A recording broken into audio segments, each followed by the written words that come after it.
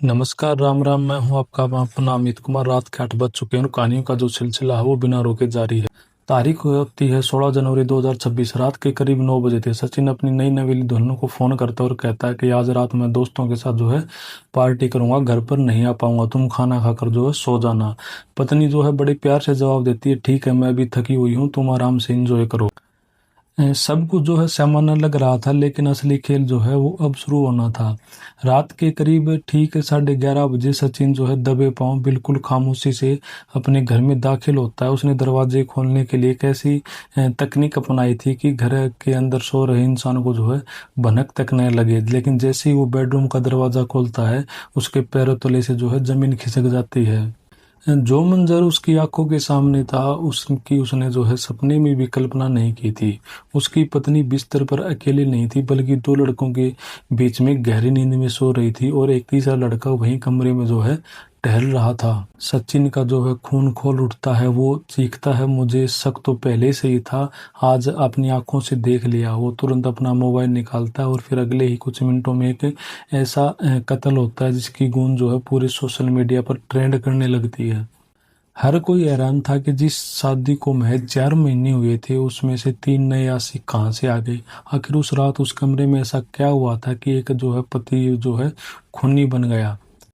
आज की जो सच्ची और रोंगटे खड़े कर देने वाली घटना मैं आपको सुनाने जा रहा हूँ, उसकी शुरुआत होती है उत्तर प्रदेश के जिला फतेहपुर से। फतेहपुर का एक थाना लगता है गाजीपुर।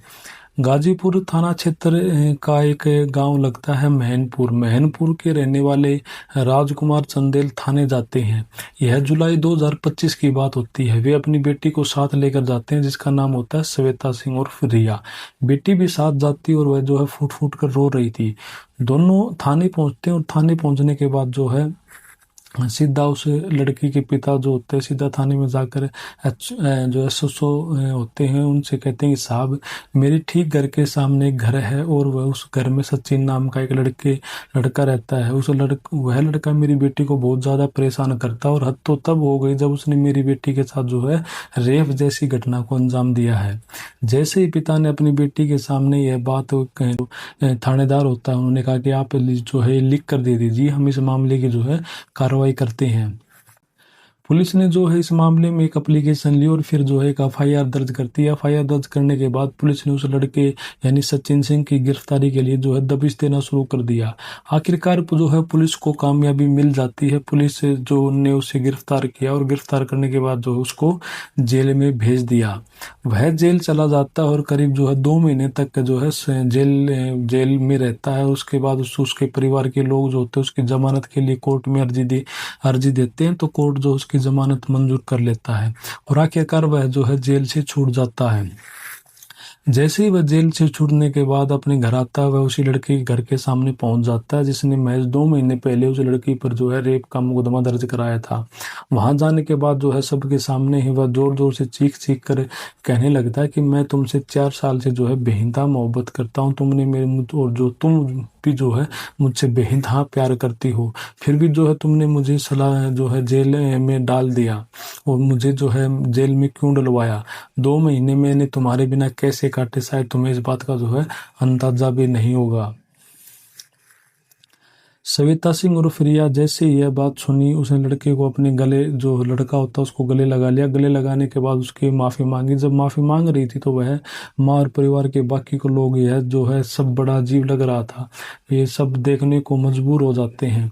आखिर करे तो करे क्या। तभी उन दोनों ने फैसला लिया कि हम दोनों जो है साथ जिएंगे और साथ ही मरेंगे। अब चाहे जो है कुछ भी हो जाए, हम अपना जो है साथ नहीं छोड़ेंगे। हालांकि माँ और दादी ने उस लड़की को जो है समझाने की तमाम कोशिशें की, लेकिन जो लड़की होती है वह अपनी जिद पर अड़ गई थी।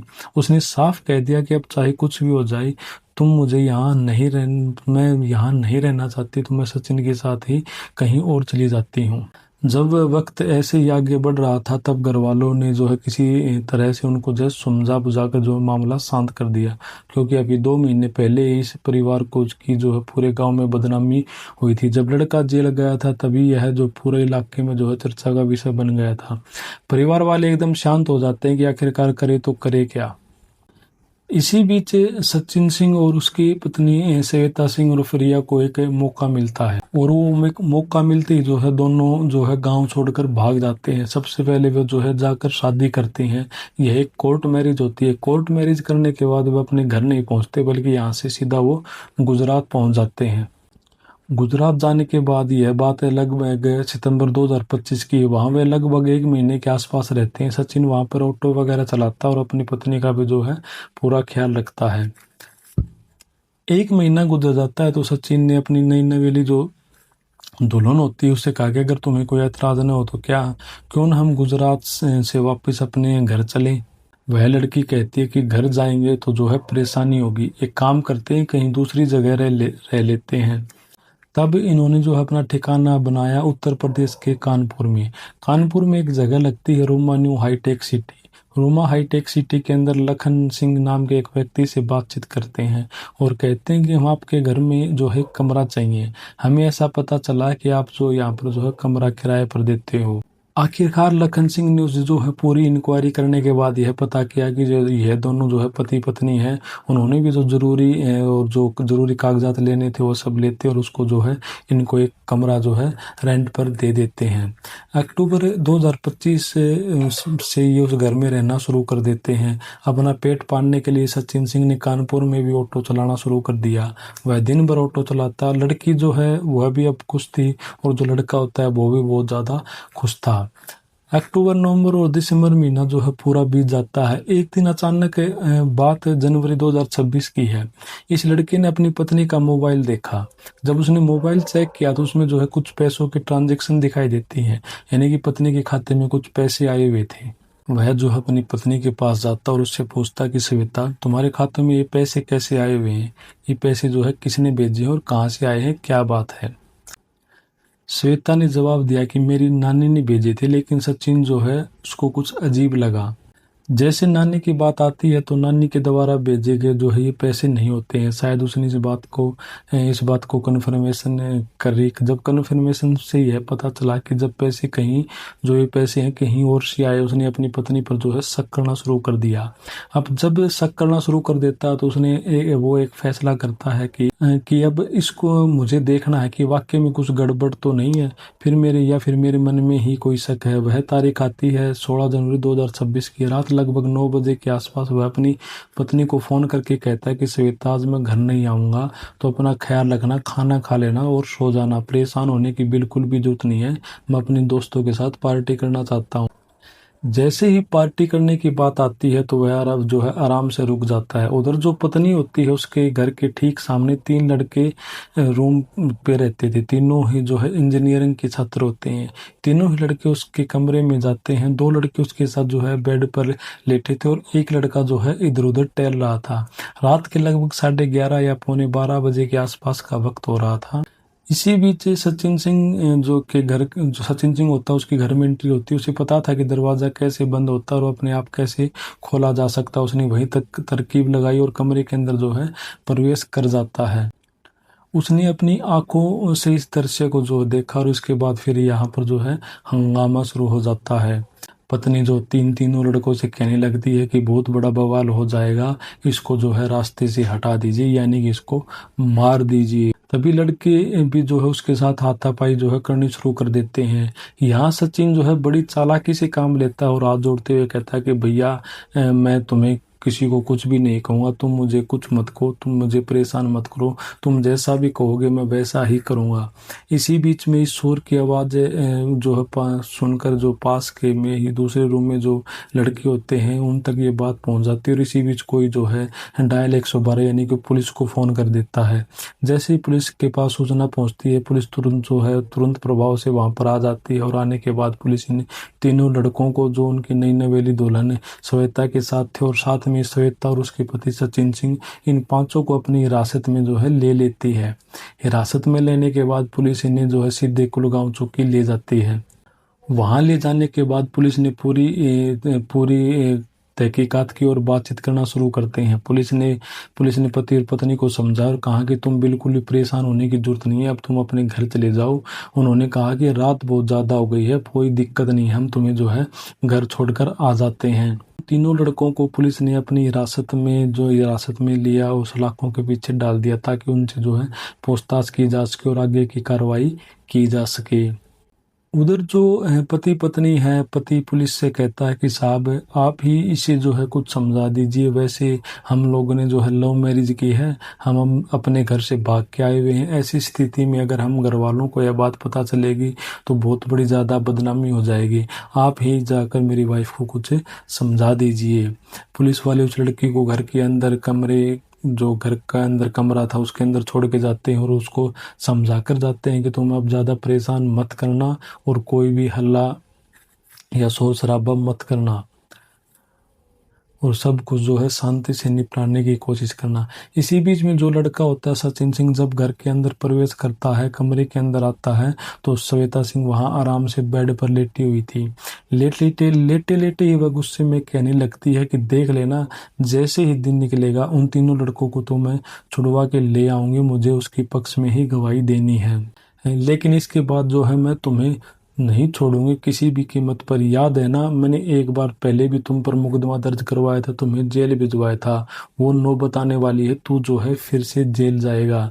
इस तरह की बातें होते होते दोनों में जो है कहासुनी जो है शुरू हो जाती है। सचिन को जो है गुस्सा आता है, वो है उसने अपनी पत्नी का जो है गला पकड़ लिया। गला पकड़ने के बाद वो उसको जो है तब तक दबाता रहता है जब तक जो है उसकी सांसें नहीं थम जाती। जैसे ही पत्नी की सांसें थम जाती है तब उसे होश आता है कि आखिरकार उसने ये क्या कर दिया। पत्नी बेड पर बिस्तर पर लेटी हुई थी, ऊपर से वो जो है उसको कमर उड़ा देता है। कमर उड़ाने के बाद वो यहाँ वहाँ भागना शुरू कर देता है। यहाँ से भाग रहा है, भागते भागते कभी स्टेशन जाता है, कभी किसी सेंटर जाता है, कभी घंटाघर पहुंच जाता है। उसे समझ नहीं आ रहा था कि आखिरकार करे तो करे का। करीब 2-2.5 घंटे तक वह जो है ऐसे ही बैठा रहता है। 2-2.5 घंटे बैठने के बाद उसे लगता है कि कानून के जो हाथ होते हैं बहुत लंबे हैं, कानून उसे नहीं छोड़ेगा किसी भी कीमत पर। अगर उसने भागने की कोशिश की फिर उसके पिताजी, उसकी माँ और उसकी बहन, उसके भाई जो है सबको दिक्कतें यानी कि प्रॉब्लम आना शुरू हो जाएंगी अगर वो ऐसे भाग गया तो। वो फिर क्या करता है कि सीधा कानपुर के महाराजपुर थाने में जाता है और महाराजपुर थाने में जाने के बाद अपने जो है चेहरे को ढक लेता है और ढकने के बाद वो जो है ये सारी स्टोरी बताने लगता है। पुलिस वालों ने एक वीडियो बनाया करीब 3.5 मिनट के आसपास का। जब वो ये जैसे जैसे वो ये स्टोरी बता रहा था वैसे वैसे जो है कहानी जो है मोबाइल में रिकॉर्ड हो जाती है और देखते देखते वो सोशल मीडिया पर जो है बहुत तेजी से वायरल होने लगती है।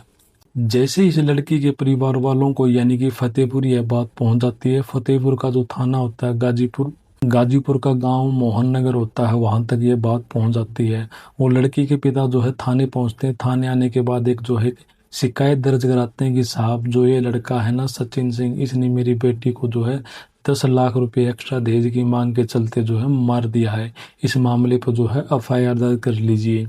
पुलिस ने जो है एफआईआर दर्ज करी सचिन सिंह के खिलाफ, साथ ही उस लड़के के पिता यानी कि भरत सिंह और उसके खिलाफ, और उसकी माँ होती है नीतू सिंह, उसके खिलाफ, बहन के खिलाफ और भाई के खिलाफ भी, इन सभी के खिलाफ जो है एफआईआर दर्ज कर ली जाती है। एफआईआर दर्ज होने के बाद पुलिस मामले की जो है जांच पड़ताल कर रही थी। पूछताछ करने पर पता चलता है कि अगस्त 2024 की यह बात है। एक पूर्व प्रेमिका सचिन सिंह की हुआ करती थी। उसको यह शक था कि पूर्व प्रेमिका का जो पैथोलॉजी लैब में काम करने वाला एक लड़का है अमित कुमार, उसके साथ उसके कुछ अवैध संबंध हैं। इस बात को लेकर उसने अपने जो है दोस्त हैं उनसे बातचीत की। एक दोस्त का नाम आदर्श सिंह होता है जो गाजीपुर थाने के गांव श्यामाना का रहने वाला होता है। दूसरा अभय कुमार रैदास जो रसौली थाने के गांव बनेरसी का रहने वाला होता है। इन दोनों दोस्तों से यह बातचीत करता है और बताता है कि जो अमित है ना, उसका मेरी गर्लफ्रेंड के साथ जो है अवैध संबंध हो गया है, हमें इसका जो है बदला लेना चाहिए। तीनों मिलते हैं और तीनों मिलने के बाद जो है सचिन सिंह और उसका दोस्त अब जो है अमित की पीट कर हत्या कर देते हैं। और इस मामले में बताया जाता है कि एक जो हत्या का मुकदमा दर्ज हो जाता है और उसे फिर जो है जेल जाना पड़ता है और जेल में करीब 4 महीने के आसपास रहते हैं। फिलहाल जैसे ही कहानी सोशल मीडिया पर तेजी के साथ वायरल हो जाती है और अखबारों में जो है प्रकाशित हो जाती है, हर कोई इस कहानी के बारे में जानने की कोशिश कर रहा था। पत्रकारों ने जब इस की लड़की की दादी से बातचीत की कि आप क्या कहना चाहते हो इस पूरे मामले में, तो उन्होंने कहा कि मेरी बेटी यानी कि मेरी पोती बहुत ठीक ठाक थी, उसका जो है किसी से अफेयर नहीं था, वह कोई ना कोई नई कहानी गढ़ रहा है। मेरी पोती का चाल चलन बिल्कुल ठीक था, बिल्कुल उन्हें जो है कोई दिक्कत परेशानी वाली बात नहीं थी। सचिन जो है एक नंबर का झूठा है, इसके खिलाफ बड़ी बड़ी अब धाराओं में कार्रवाई होनी चाहिए। हम सबको जो है एक सबक मिलना चाहिए। फिलहाल जो पुलिस है वो एक कड़ी से कड़ी को जोड़कर देख रही है, इस मामले की जांच पड़ताल कर रही है कि इनमें कौन दोषी है कौन नहीं। सचिन सिंह जो है वो कितना झूठ बोल रहा है और कितना झूठ नहीं बोल रहा, ये सब जो है जांच करने के बाद ही जो है चार्जशीट लगाई जाएगी। तो दोस्तों, सचिन सिंह और सविता सिंह की इस खौफनाक दास्तान पर आपकी क्या राय है? आपको क्या लगता है कि सचिन ने जो किया वो सिर्फ गुस्से का नतीजा था या इसके पीछे कोई गहरी साजिश थी? कमेंट बॉक्स में जो है अपनी राय जरूर दीजिएगा। अगर यह कहानी आपको का दिल दहला गई हो या फिर आपको अच्छी लगी हो तो इसको लाइक करें, अपने दोस्तों के साथ शेयर करना न भूलें। मिलते हैं कल रात ठीक 8 बजे एक नई कहानी और एक नए सच के साथ। तब तक के लिए नमस्कार, राम राम।